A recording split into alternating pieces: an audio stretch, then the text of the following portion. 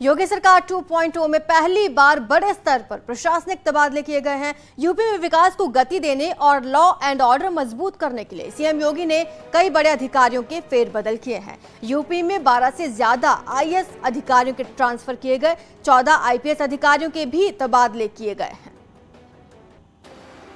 बड़ी खबर आपको बता रहे हैं, प्रशासनिक फेरबदल बड़े स्तर पर किया गया है। 14 आईपीएस ऑफिसर्स के तबादले किए गए हैं, साथ ही साथ 1 दर्जन से ज्यादा आईएएस ऑफिसर्स को भी ट्रांसफर किया गया है। 12 से ज्यादा आईएएस ऑफिसर्स को ट्रांसफर दिया गया है।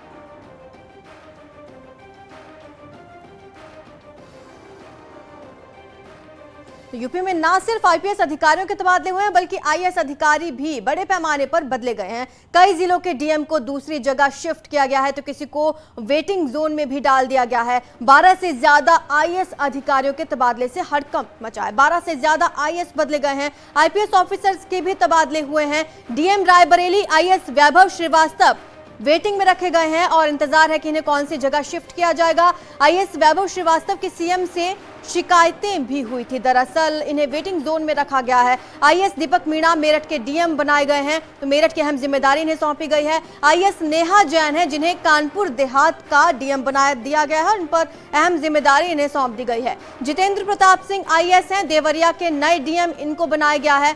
वहीं देवरिया के डीएम आशुतोष निरंजन को वेटिंग में रखा गया है और उसी का इंतजार किया जा रहा है, इन्हें कौन सी जिम्मेदारी दी जाती है। आईएएस संजीव रंजन सिद्धार्थनगर के डीएम बनाए गए हैं, तो ये तबादले लगातार किए गए हैं। आईएएस हैं बालाजी को वेटिंग में रखा गया है। के बालाजी मेरठ के डीएम थे, इन्हें भी अभी तक वेटिंग लिस्ट में ही रखा गया है।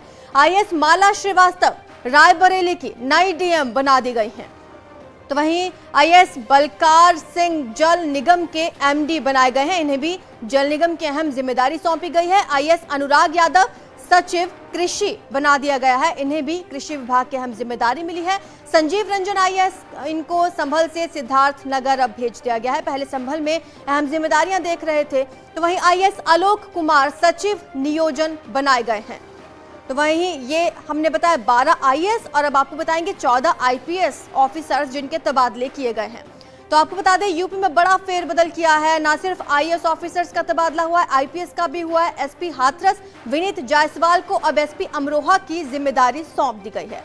तो वहीं अगर दूसरे आईपीएस की बात करें तो अमरोहा पूनम को फिलहाल अमरोहा से अब वेटिंग में रखा गया है। पहले अमरोहा की एसपी थी, अब एसपी बलरामपुर हेमंत कुटियाल को एसएसपी मुरादाबाद बना दिया गया है। अहम जिम्मेदारियां इन्हें मिली है, शिफ्टिंग की गई है। एसएसपी मुरादाबाद है बबलू कुमार, उन्हें अभी तक वेटिंग लिस्ट में रखा गया है।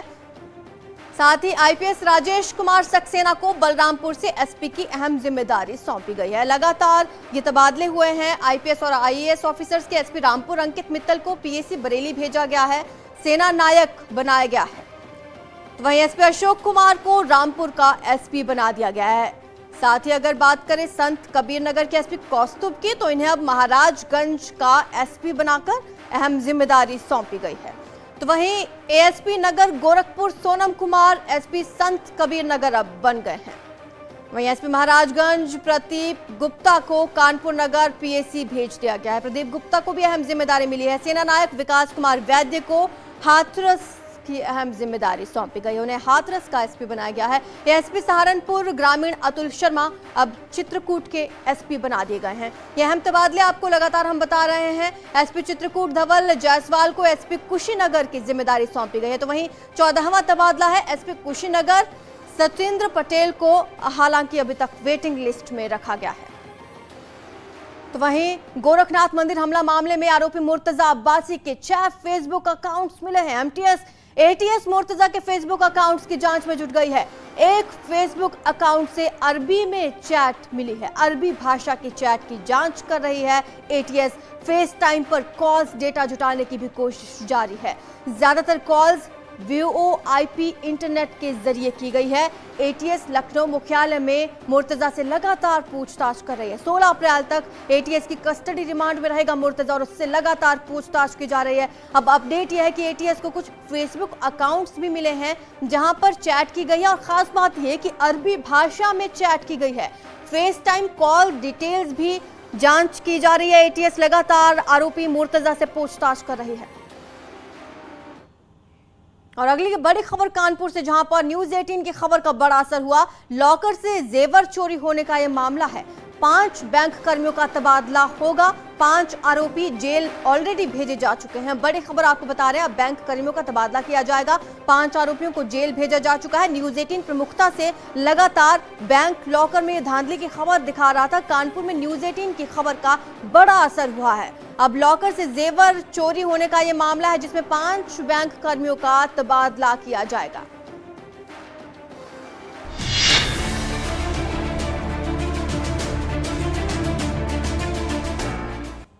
उपराष्ट्रपति एम वेंकैया नायडू उत्तर प्रदेश के दौरे पर हैं। लखनऊ से स्पेशल ट्रेन से अयोध्या के लिए रवाना हो चुके हैं। न्यूज 18 पर लखनऊ स्टेशन की एक्सक्लूसिव तस्वीरें आपको दिखाएंगे। भगवान राम की नगरी में वेंकैया नायडू रामलला के दर्शन करने वाले हैं। तस्वीर आप देखिए। आपको बता दें कि ये तस्वीर रेलवे स्टेशन पे की है। लखनऊ से रवाना हुए और अयोध्या पहुंचे। अयोध्या से वाराणसी फिर जाएंगे, लेकिन अयोध्या में पहले रामलला के दर्शन करेंगे। एक्सक्लूसिव तस्वीर हम आपको बता रहे हैं। सीएम योगी ने राजभवन में उनसे मुलाकात की और उनके साथ अयोध्या के लिए रवाना हुए हैं। डिप्टी सीएम भी, और अयोध्या में रामलला के दर्शन करेंगे। उसके बाद हनुमानगढ़ी जाएंगे और उसके बाद फिर वाराणसी के लिए रवाना हो जाएंगे उपराष्ट्रपति। उनके आगमन को लेकर अयोध्या धाम में सुरक्षा के व्यापक इंतजाम किए गए हैं। अयोध्या धाम रेलवे स्टेशन को फूलों से सजाया गया। 3 तस्वीरें आपको हम दिखाएंगे। ये देखिए 3 तस्वीरें। पहली तस्वीर में आप देख सकते हैं उपराष्ट्रपति के साथ मौजूद रहे खुद सीएम योगी आदित्यनाथ, और दूसरी तस्वीर अयोध्या में लगातार इंतजार हो रहा है कि कब उपराष्ट्रपति पहुंचेंगे। उनका जोरदार स्वागत किया जाएगा।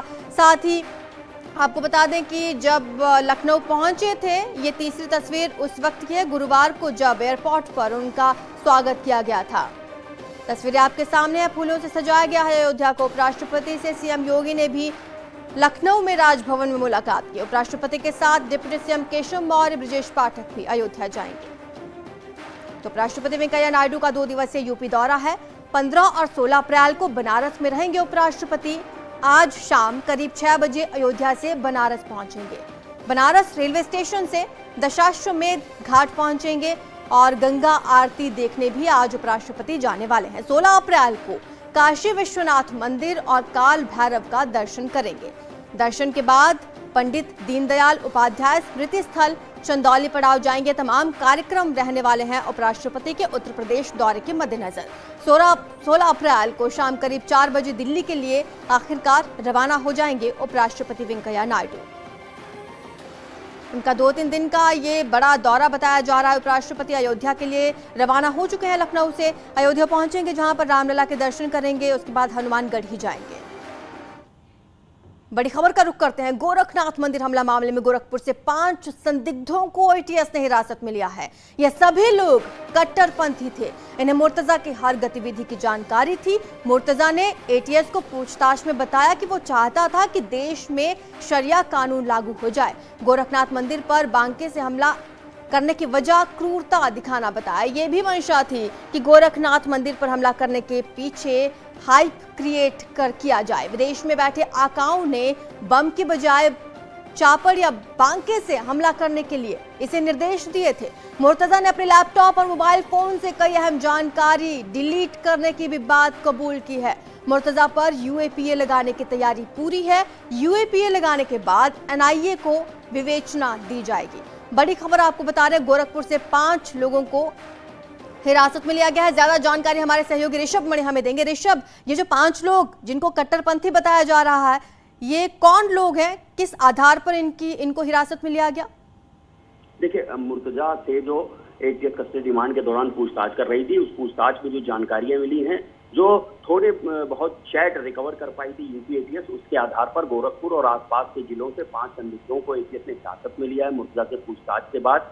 और ये सभी लोग मुर्तजा अब्बासी की जो रेडिकलाइज सोच थी, जो कट्टरपंथी सोच थी, ये सब भी उससे प्रभावित थे और ये तैयारी कर रहे थे कि हम देश में कुछ बड़ा कर सकते हैं। और जो विदेशों में बैठे अपने आकाओं से मुर्तजा जुड़ा हुआ था, वहां से भी जानकारी मिल रही है कि पूछताछ में समझ में आ रहा है कि ये केमिकल इंजीनियर था, ये बम बना सकता था, बड़ा धमाका कर सकता था। बावजूद इसके इसने धारदार हथियार से इस वारदात को अंजाम दिया। इसके पीछे की मंशा यही थी कि एक लोन वुल्फ अटैक करना है और ऐसा अटैक करना है जिससे हाइप क्रिएट हो, जिसकी चर्चा बहुत ज्यादा हो। और उस मंसूबे में मुर्तजा अब्बासी सफल भी हो गया है।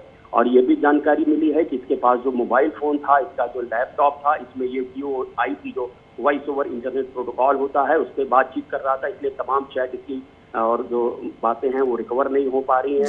ये अपने मोबाइल पर फेस टाइम के जरिए बात करता था, वो भी रिकवर नहीं हो पा रही है। लिहाजा अब ये जांच सेंट्रल की एजेंसी NIA को जा सकती है और देश का जो सबसे सख्त कानून है UOPA, जो अनलॉफुल एक्टिविटीज प्रिवेंशन एक्ट है, जिसकी विवेचना, जिसकी इन्वेस्टिगेशन एक गजेटेड ऑफिसर ही करता है, तो अब इसके ऊपर UAPA लगाकर उसके तहत इसकी कस्टडी फिर से एक बार मांगेगी ATS और ये मामला उसके बाद NIA को ट्रांसफर हो सकता है। लेकिन ऋषभ भाई, सवाल ये भी है कि खबर तो ये भी मिली कि अरबी भाषा में फेसबुक पर चैट की गई है, लेकिन सवाल ये है कि क्या ये अरबी भाषा का भी जानकार है या फिर चैट किसने की है? देखिए, ये बात सामने आई है कि इसके फेसबुक पे इसने 6 अकाउंट खोल रखे थे और एक अकाउंट में है जिसने अरबी भाषा में इसने चैट की है। तो ATS तमाम जानकारों से समझने की कोशिश कर रही है कि ये जो अरबी भाषा में चैट की गई है इसमें कुछ आपत्तिजनक या इसमें कुछ देश विरोधी है या नहीं, और अरबी भाषा में चैट करने के पीछे मुर्तजा अब्बासी का मकसद क्या है। तो तमाम बातों पे अभी उससे पूछताछ चल रही है, क्योंकि अभी भी वो ATS की कस्टडी रिमांड में है। आरजू जी, जो संदिग्ध हिरासत में लिए गए हैं, जो संदिग्ध, उनसे पूछताछ की गई है, कुछ अहम खुलासे उनसे हुए? देखिए, अब अभी जो संदिग्धों से पूछताछ चल रही है, ये बात जाहिर हो जाती है कि उन 5 लोगों को मुर्तजा की सभी गतिविधियों की, एक्टिविटीज की जानकारी थी। अगर उन्हें जानकारी थी तो उन्होंने समय रहते पुलिस को या एजेंसीज को इन्फॉर्म क्यों नहीं किया? फिलहाल उनके ऊपर ये आरोप बन रहा है। क्या वो इस गतिविधि में शामिल भी थे या किसी भी तरह से कोई लॉजिस्टिक सपोर्ट मुर्तजा को मुहैया करा रहे थे, या सिर्फ कट्टरपंथी विचारों के जरिए ही जुड़े थे? ऐसी तमाम बातें हैं जिसपे ATS इन्वेस्टिगेशन कर रही है और ये तय करने की कोशिश की जा रही है कि उन 5 संदिग्धों पर कितना आरोप बनता है और उस पर उनको क्या सजा मिलनी चाहिए। जी, शुक्रिया आपका इस तमाम जानकारी के लिए। तो मुर्तजा केस में यह हम डिटेल हम आपको बता रहे हैं। 5 संदिग्धों को हिरासत में लिया गया है, जिनसे लगातार पूछताछ जारी है।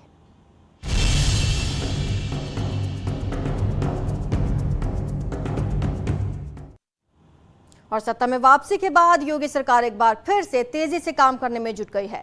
CM योगी के निर्देश पर अलग अलग मंत्रालयों के 100 दिन के विकास का प्लान बना है। आज प्रदेश में औद्योगिक विकास को लेकर CM योगी के सामने अधिकारी प्रेजेंटेशन पेश करेंगे। इसमें औद्योगिक विकास विभागों के प्रमुख CM योगी के सामने प्रेजेंटेशन देंगे। सभी को आधे घंटे का वक्त मिलेगा, जिसमें उन्हें अगले 100 दिनों के एक्शन प्लान के बारे में बताना होगा। आपको बता दें, CM योगी ने सभी मंत्रियों को 100 दिनों की कार्य योजना बनाने के निर्देश दिए थे। दरअसल 5 अप्रैल को मुख्य सचिव ने CM योगी के सामने विभिन्न विभागों की 100 दिन की कार्य योजना का पूरा खाका पेश किया। इसके बाद CM योगी ने विभिन्न विभागों को समूहबद्ध किया, 10 सेक्टर्स बनाए गए और सेक्टर वाइज विभागीय एक्शन प्लान पेश करने का निर्देश दिया था। आज बारी है औद्योगिक विकास विभाग की, जो प्रेजेंटेशन पेश करेगा।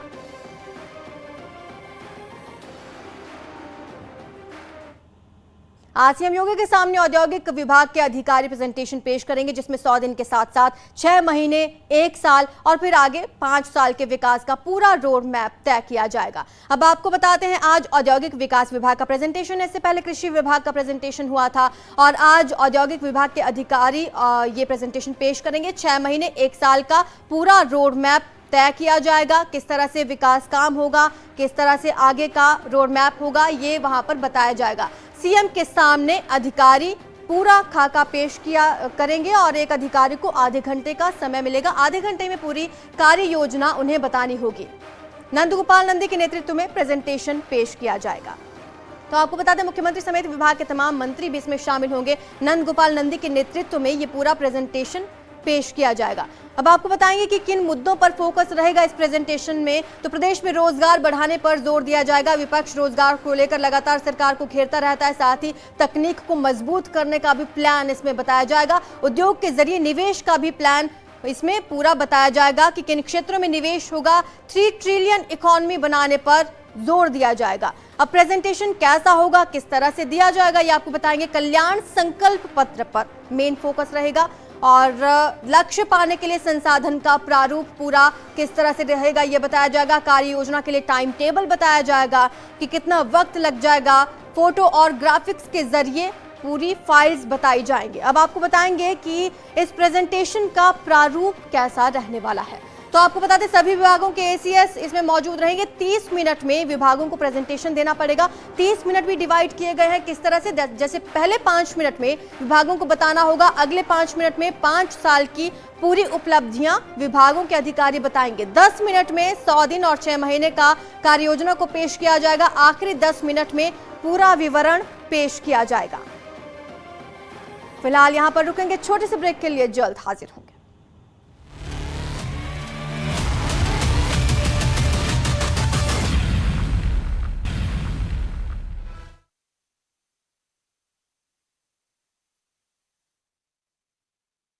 है शासन ने कारण बताओ नोटिस जारी कर दिया है। एसडीएम स्तर के अधिकारियों को यह नोटिस जारी किया गया है। विकास दुबे की मदद कर अपराध में कार्रवाई न करने का इन पर आरोप लगा है। कई अधिकारी प्रदेश के अलग अलग जिलों में तैनात हैं। कारण बताओ नोटिस जारी किया गया है। 24 से ज्यादा अधिकारी शामिल हैं। विकास दुबे कांड में कई अधिकारी नपेंगे, सवाल ये भी है। एसडीएम स्तर के अफसरों को कारण बताओ नोटिस जारी किया गया है। अधिकारियों पर विकास दुबे की मदद करने का दरअसल आरोप लगा है। बड़ी खबर कानपुर से आपको बता रहे हैं। विकास दुबे कांड में कार्रवाई, विकास दुबे की मदद करने वाले अधिकारियों पर गाज गिर सकती है।